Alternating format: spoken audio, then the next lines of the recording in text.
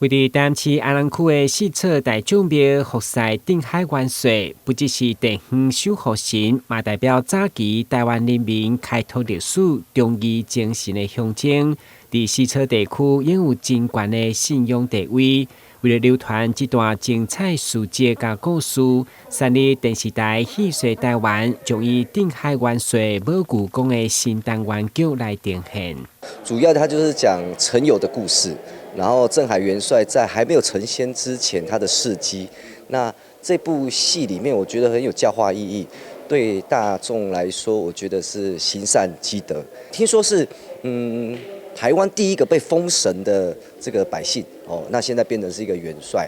那我覺得在四草這裡，我也是第一次認識鎮海元帥。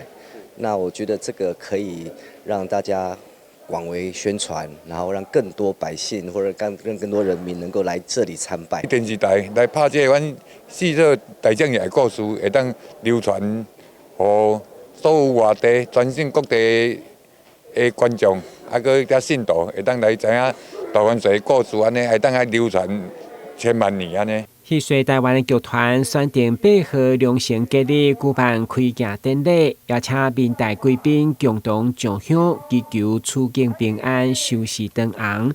嘛希望該劇除了演出定海元帥成為台灣人第一位正神的事蹟，同時借此行銷安南區的觀光。咱家有四草隧道啊，有美景，那有神蹟啊，歡迎咱全國的民眾來透過戲說台灣來了解啊，來阮四草大眾廟遮行行。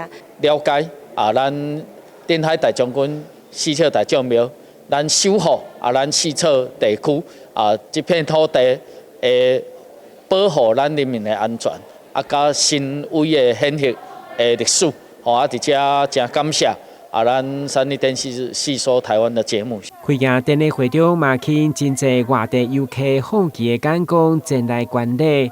根據了解，戲說台灣最近陸續來台南取材，收集各地傳奇故事甲宮廟文化等內容，攏相當使人期待。台南新聞阮吉採訪報道。